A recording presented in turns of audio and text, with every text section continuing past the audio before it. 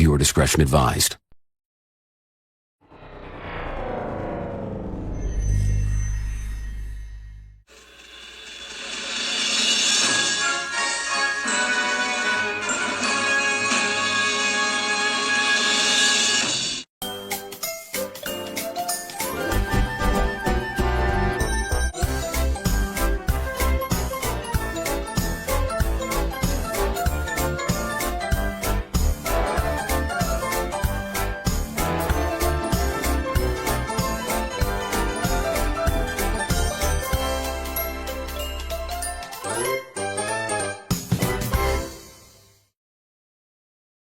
It was a lovely day at the Southeastern Railway. That is, until you hear this phrase. April Fools, Jimbo! Ugh! I'm getting so tired of these pranks of yours, Gorford. No, your ears aren't fooling you. It was the day before Jimbo's least favorite holiday, April Fool's Day. Every year, Gorford, or sometimes Presley, play a number of pranks and jokes. These include filling his funnel with sneezing powder, backing him up into a whoopee cushion, and worst of all, painting his face green with purple spots. Oh, just you wait there, Richard. Someday I will get my revenge on those two dumbbells, specifically the little blue caterpillar. Presley, Gorford, I think it's high time that we quit the jokes. Jimbo has grown quite tired of them. What did he even do wrong? Well, for starters, he gave me quite the spook back at the smelter's yard. Not to mention that he didn't accept the fact that you, me, and Humphrey were really useful last week. Still, that does not call for such sick jokes, especially towards an innocent little engine. What if he was to repeat the same process to the both of you? What will you do then? After hearing what Alfred said, Presley and Gorford made a vow never to be cheeky to Jimbo again. Unfortunately, Jimbo was too busy planning his April Fool's joke. He was carrying very dirty trucks when he met Humphrey. Hey Jimbo, what are you doing? Well, Humphrey, I'm preparing the most ultimate prank for Gorford and Presley. The two buggers have pulled the last one on me. Oh, yeah. Well, what kind of prank, actually? Well, I was thinking about laying some oil on the track and having them crash into a bunch of coal trucks.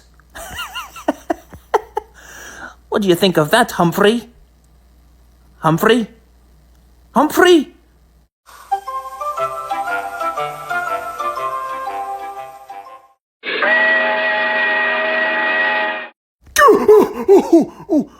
Oh, yeah, that's nice. That's nice. Thank you.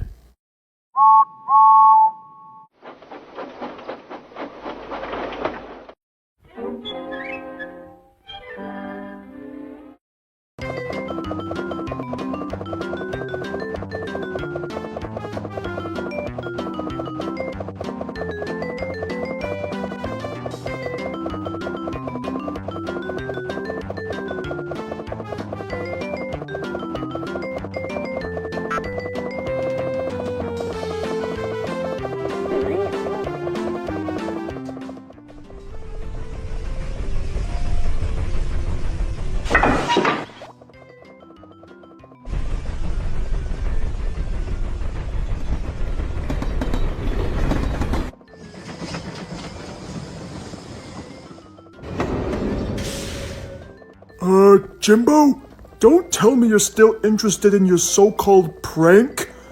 But of course I am, Humphrey. Gorford and Presley have made the final one. And now, it's my turn. Oh, someone's coming. Hello, Jimbo. Oh, hey, Tombo. Tombo, wait, stop. What? I can't hear you. I have to... Oh, sweet mother of mercy!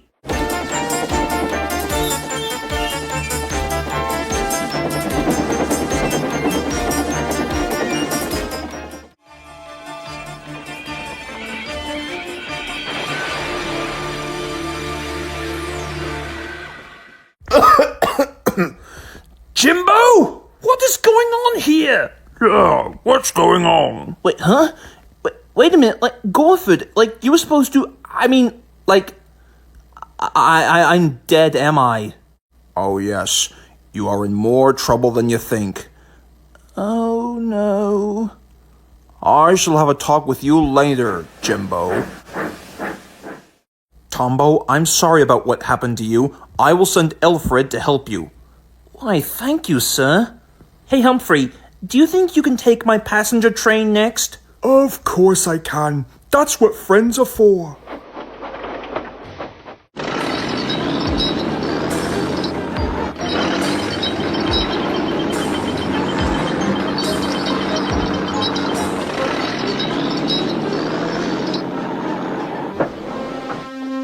Later, Jimbo was being confronted by the skinny controller. I'm very sorry, sir. I shall think so too. While Tombo was being mended, you were to do his extra work for the next few months. Yes, sir. Sorry, sir. However, because of your prank, Gorford and Presley will stop pranking you forevermore, for they now know what you can do. And with that, you will receive a new coat of paint. Oh, why, thank you, sir. Very obliged. Okay, this is not what I had in mind. I mean, I can't go out there looking like this. April Fools!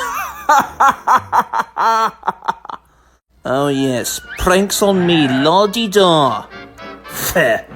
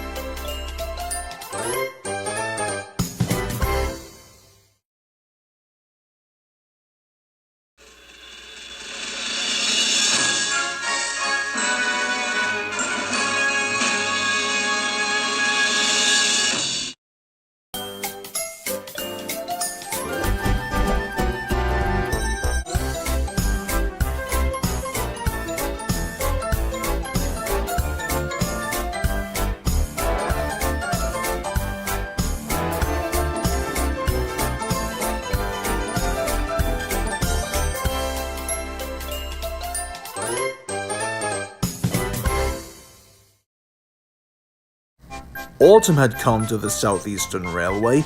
The fields were changing from yellow stubble to brown earth.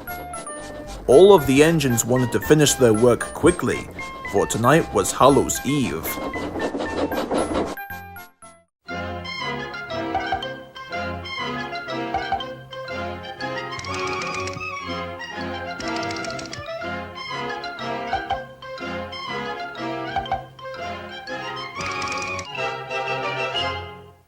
Tombo and Jimbo were very fond of this holiday very much, except Presley.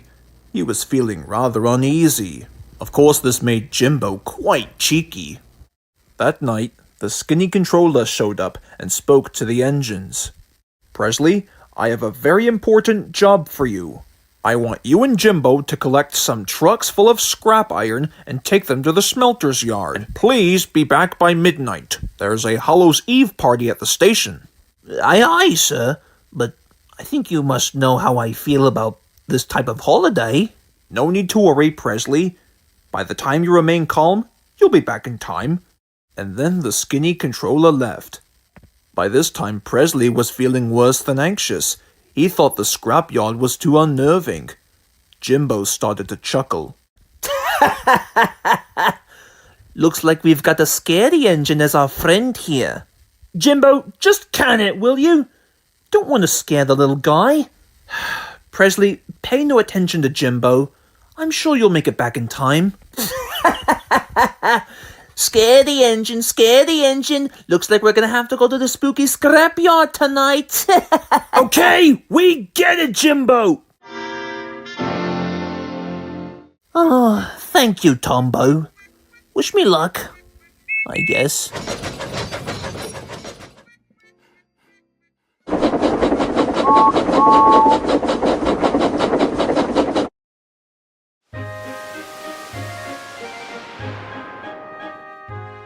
Presley and Jimbo were chuffing towards the other side of the island, right near the scrapyard. Everywhere he looked, he could see spooky shapes and fog rising ahead. Presley was feeling rather anxious, but was determined to prove Jimbo wrong. But first, Presley had to reverse onto a turntable to get him facing the right way.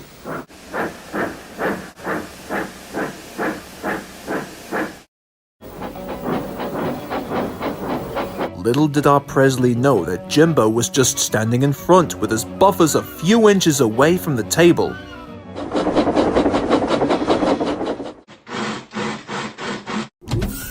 As soon as the turntable came to a stop, Presley couldn't believe his eyes.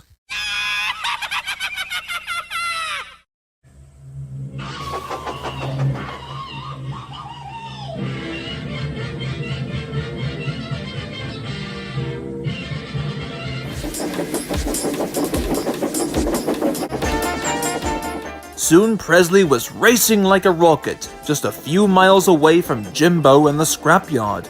He was desperate to search for a spot where nobody would ever find him. Then there was trouble. A broken cart full of lime and flour was stuck on the railway track. One of the farmers had gone for help. Suddenly, it happened.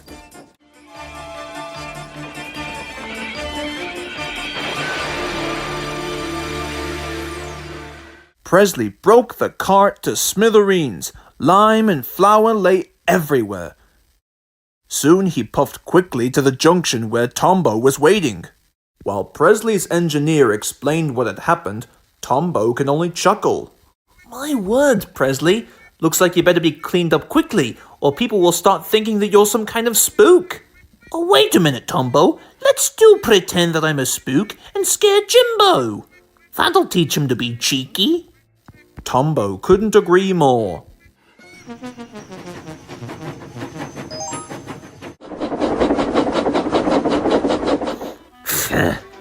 It's not fair. Presley's supposed to be back with the scrap train a few minutes ago. Where could he be? Actually, I think he's been involved in an accident. What are you talking about, Tombo? Well, the workmen have cleared the line for you, but there's something much worse than that. I think it looked like Presley's spirit or something. He stated that he wants to come and warn us about something. There. You've been watching too many of those crappy sci-fi movies. There's no such thing as... Jimbo's sentence was cut short when he caught a glimpse of a stark white figure approaching next to Tombo. Jimbo gasped in horror. Jimbo, the time has come for me to send you tender first to the scrapyard. Oh my, I think it's getting late. Where in the blinking world are those scrap trucks? And he ran off like a jackrabbit.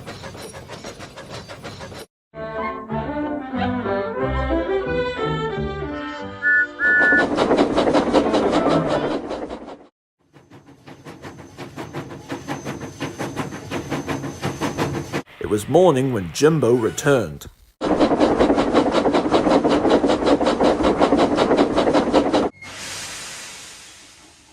Hiya, Jimbo. Where have you been all this time? I knew you'd be depressed about Presley, and I didn't want to intrude, but I was sleeping in the freight shed, and... Oh my, got to go. Cheerio.